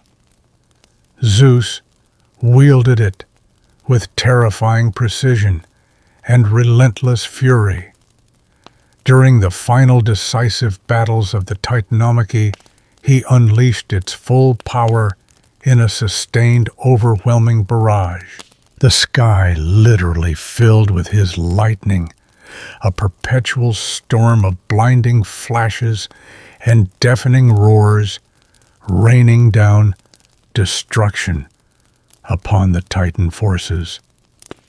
It was a sensory overload designed to demoralize and defeat, not just to kill. The Cyclopes also crafted equally potent, though perhaps less visually spectacular weapons for Zeus's brothers. For Poseidon, the mighty trident was forged, allowing him to command the seas, summon storms, and shake the earth with earthquakes.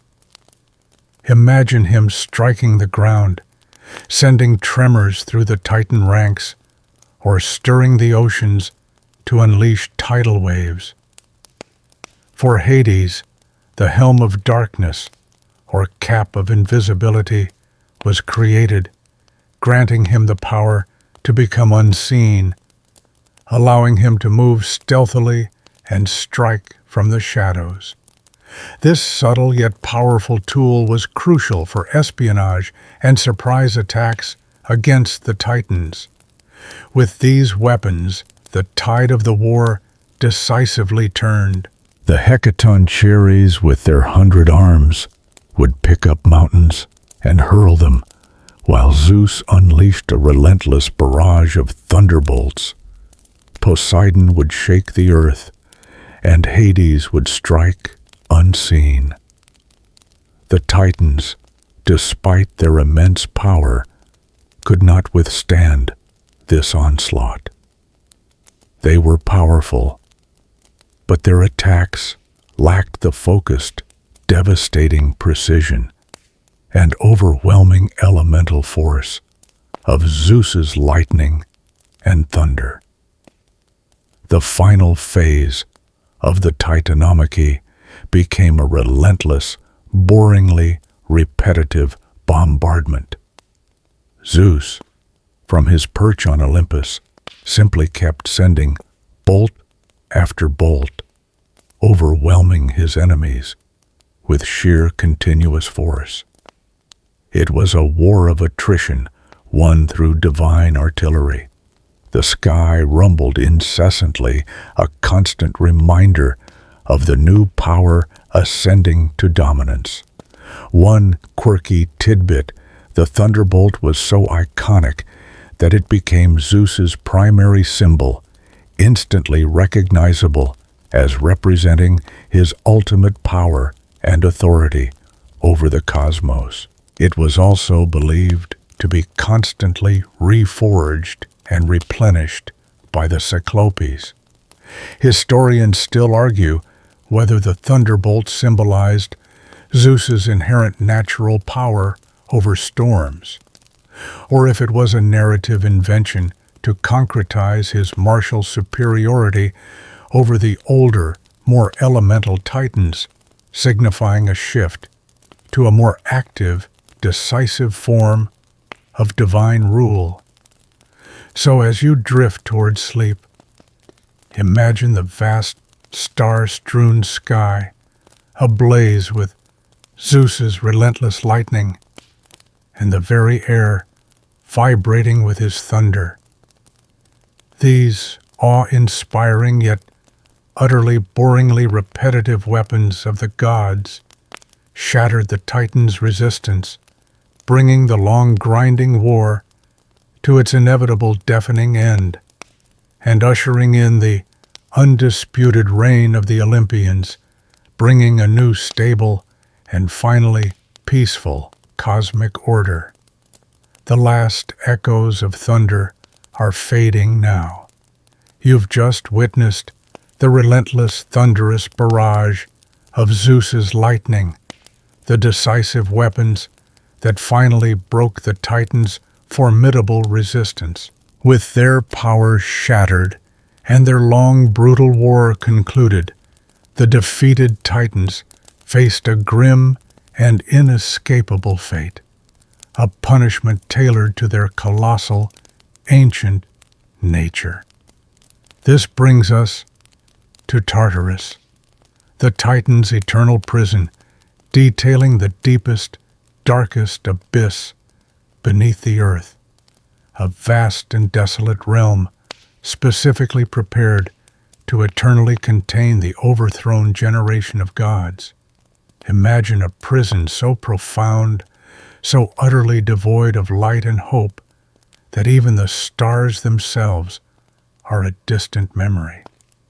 You see, after the decisive victory of the Olympians, Zeus, with his brothers Poseidon and Hades, knew that merely defeating the Titans was not enough. To ensure their reign was secure and that the old order could never rise again, they needed a place of absolute confinement, a prison from which escape was utterly impossible. And so they cast the vast majority of the defeated Titans into Tartarus. Tartarus is not merely the underworld Hades' realm. It is a distinct, even deeper, and far more terrible abyss that lies beneath the underworld. It is described as a vast, dark, bottomless chasm, a place of eternal gloom and profound despair. Its depth is so immense that, according to Hesiod, an anvil falling from the sky would take 9 days and 9 nights to reach the earth, and another 9 days and 9 nights to reach Tartarus from the earth. It is a place of absolute isolation, where no light, no warmth, and no hope can penetrate. The defeated Titans, including Cronus, were bound in chains of unbreakable adamant, the same material as the sickle that overthrew Uranus, a grim irony.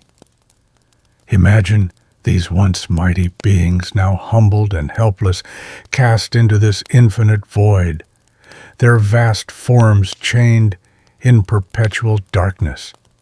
It was a punishment designed not just to contain, but to utterly diminish and nullify their power, forever removing them from any influence over the cosmos.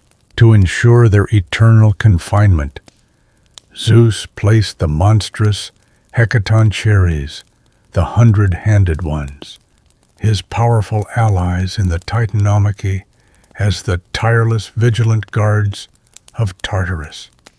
Imagine these colossal beings with their 50 heads and 100 arms standing watch over the abyss, ensuring that no Titan could ever escape, and no mortal or god could foolishly attempt to enter without permission. Their presence reinforces the terrifying finality of this prison. The purpose of Tartarus was absolute cosmic stability. By incarcerating the Titans, Zeus removed the threat of further generational conflict and established his own rule as the definitive, unchallenged cosmic order. It was a brutal but necessary act to secure the peace of the new Olympian age. The old, chaotic, and often violent forces were systematically removed from influence, relegated to a realm of eternal, monotonous silence. One quirky tidbit. Sometimes Tartarus is described as having bronze gates or walls, further emphasizing its impenetrable nature and its complete separation from the rest of the cosmos.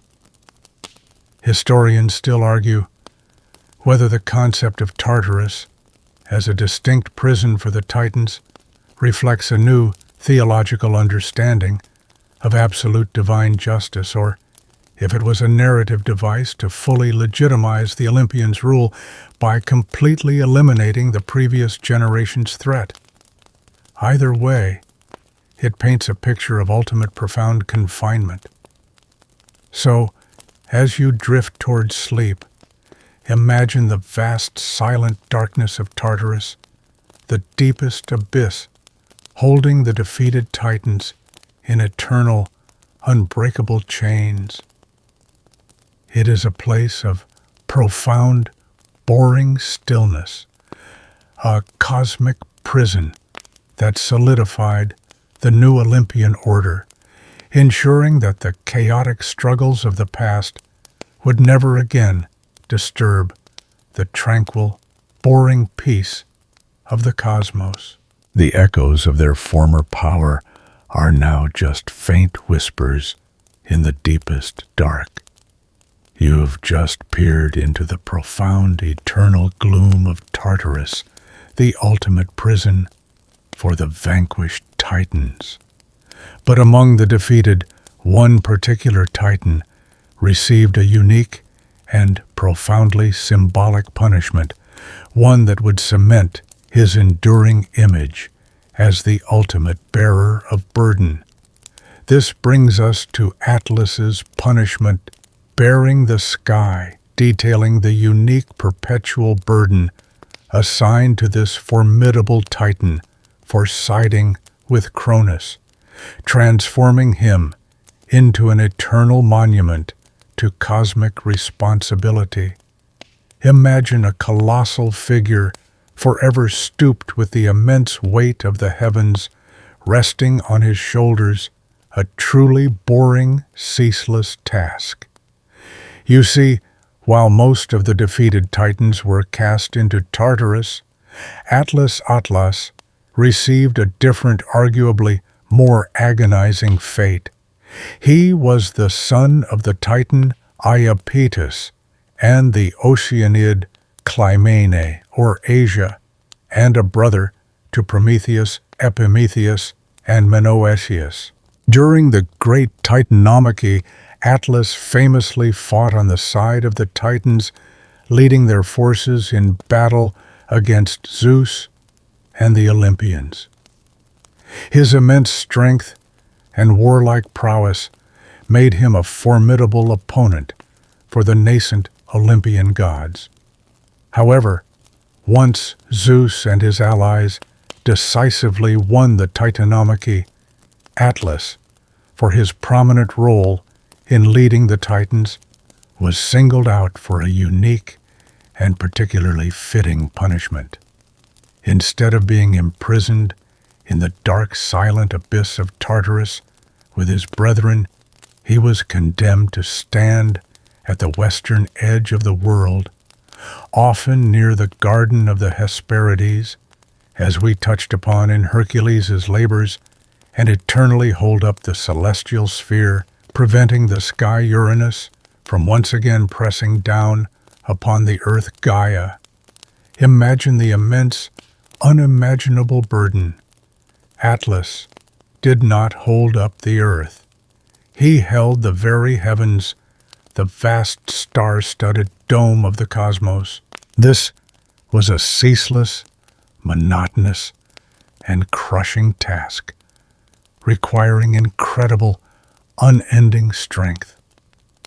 He could never rest, never move from his appointed place.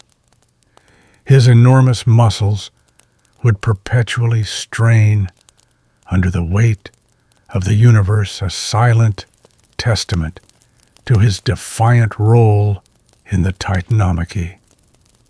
It was a punishment of immense effort and infinite boredom. This specific punishment was deeply symbolic.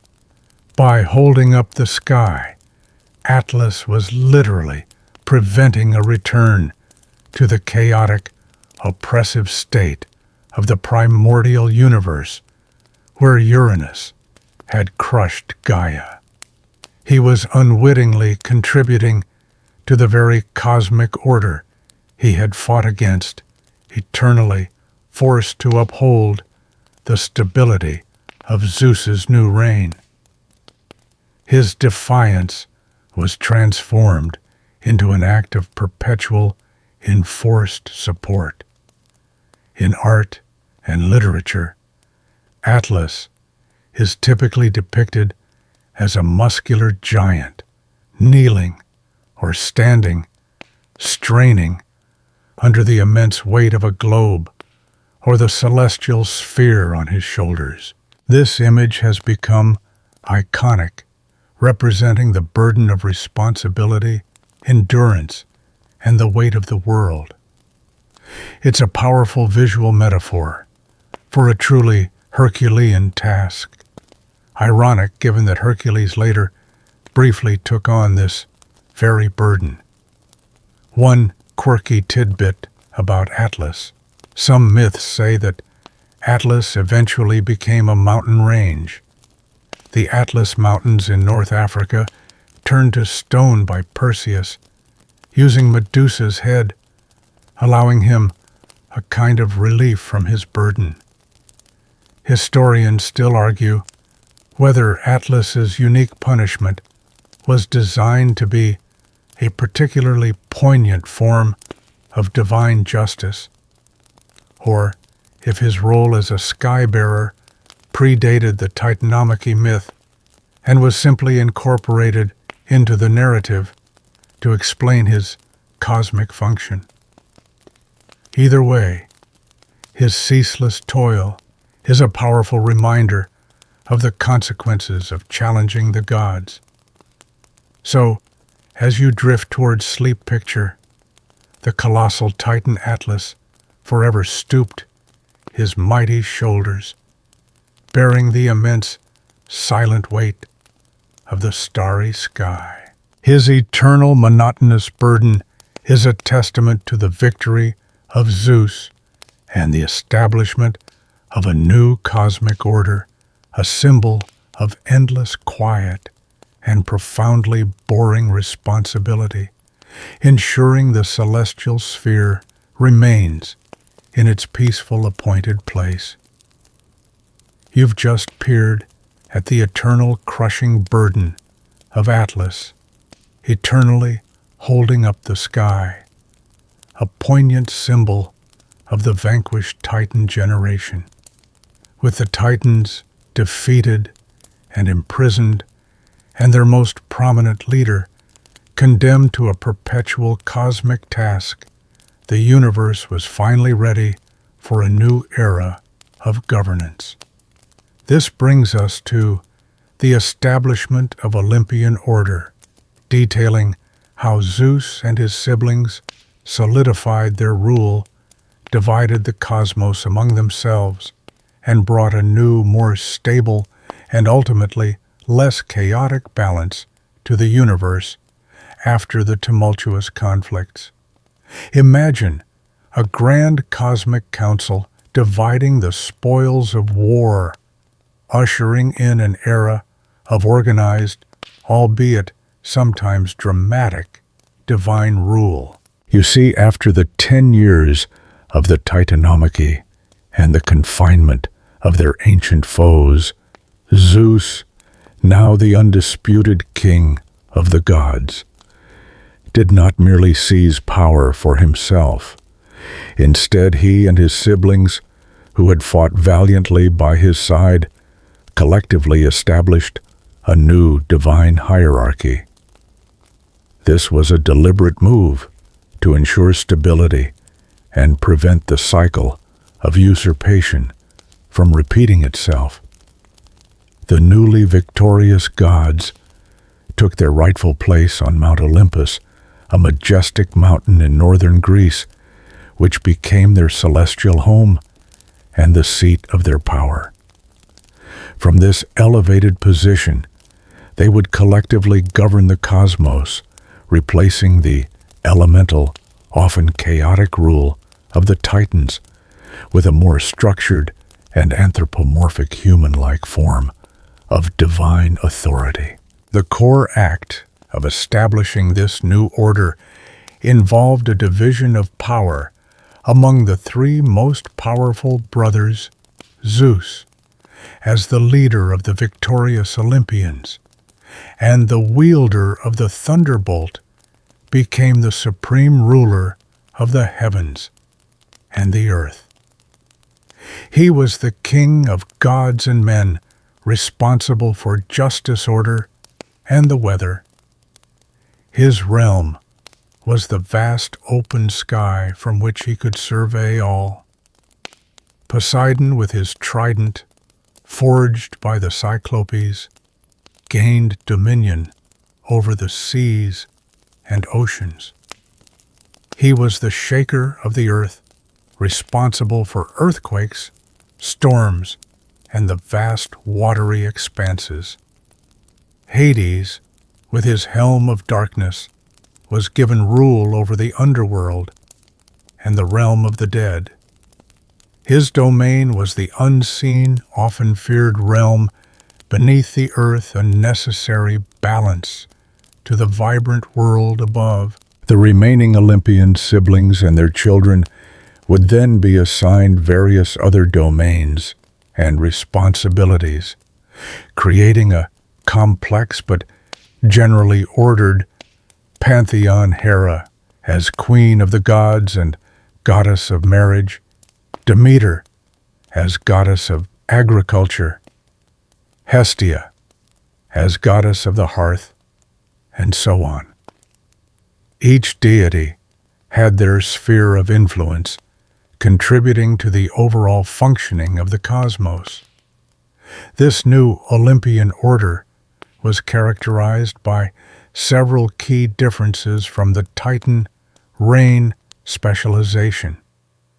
Unlike the more abstract elemental Titans, the Olympians often had more defined roles and personalities, making them more relatable, even if still immensely powerful. Law and justice. While sometimes flawed, the Olympians, particularly Zeus, placed a greater emphasis on divine law, oaths, and justice, attempting to bring a more predictable and ethical structure to the universe than the arbitrary rule of Cronus. Intervention. They were more actively involved in human affairs, directly blessing or punishing mortals, creating a dynamic relationship between gods and humans. The establishment of Olympian order was a long process involving not just the war, but also subsequent challenges like the Gigantomachy, the battle against the giants. But with the Titans confined and the major realms divided, a new stable cosmic balance was achieved. The chaotic existential threats of the primordial era gave way to a more predictable, if sometimes turbulent, divine bureaucracy.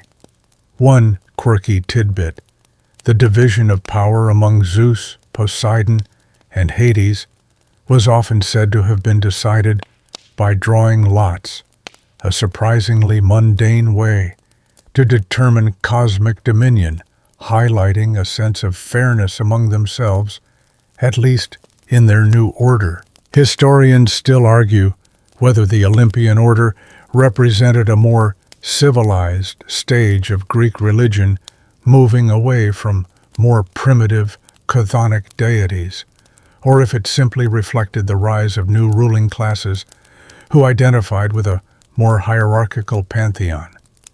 Either way, it marked a fundamental change. So, as you drift towards sleep, imagine the vast, shimmering expanse of the cosmos, now divided and governed by the powerful Olympians, seated on their majestic mountain. The long, boring war is over, and a new, stable, and finally peaceful order reigns, ushering in a time of cosmic tranquility that invites you to a deep, undisturbed slumber. You've witnessed the complete overthrow of the Titans and the careful establishment of the Olympian order, with Zeus, Poseidon, and Hades dividing the cosmos among them. The long, grinding wars are over.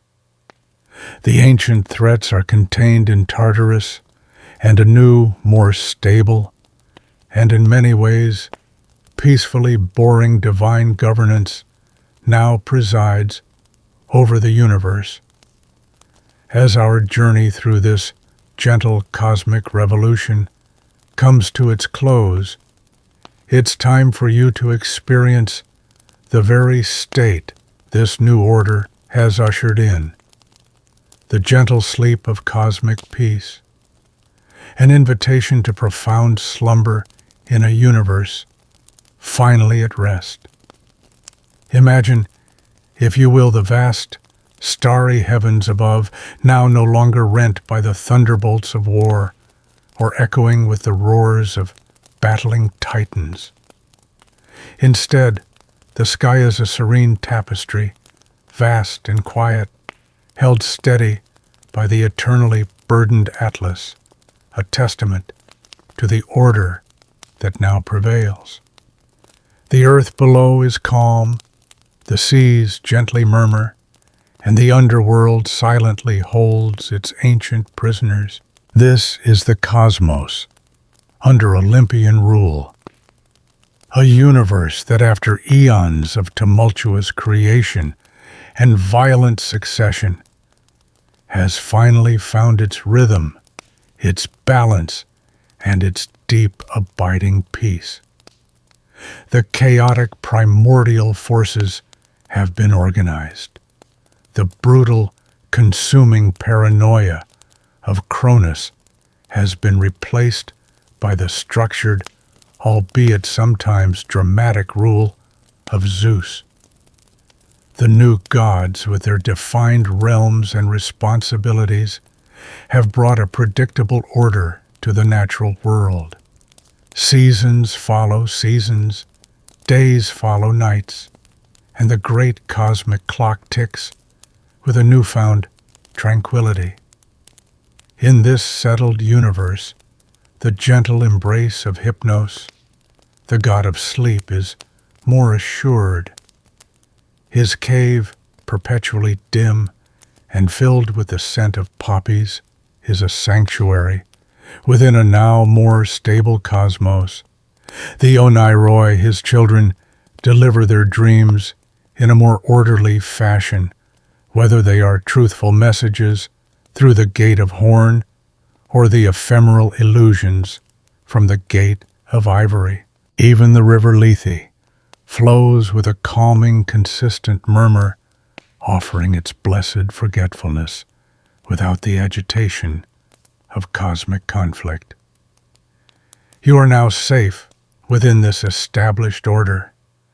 The fear of primordial chaos, of giants and titans erupting from the earth to challenge the very foundations of existence has receded into distant myth. The world is organized. The gods, while still prone to their own squabbles, are generally maintaining the balance. This cosmic peace allows for a deep fundamental sense of security conducive to profound rest. Allow the last vestiges of our story to dissolve into the quiet hum of your fan or the soft silence of your room. The grand struggles of the Titans and Olympians have come to their conclusion. Their immense energies now settled into their appointed roles. The noise of creation, of overthrow, of establishment has faded. What remains is a quiet, steady, peaceful universe, inviting you to simply be. Feel the weight of your body sinking deeper, becoming one with the surface beneath you. Your breath softens, a gentle ebb and flow, mirroring the calm tides of the cosmic ocean. Your thoughts, like distant stars, begin to twinkle and fade, losing their individual brightness as they merge into the vast, dark expanse of unconsciousness. There is no more striving, no more battling, no more cosmic drama. Only the profound, unshakable peace of a universe at rest, held in its gentle, boring, eternal balance. Let go. Release. Allow the quiet calm of this ancient cosmic peace to wash over you, pulling you gently, inevitably, into the deepest, most wonderfully boring sleep. You are safe. You are at rest. Sweet dreams.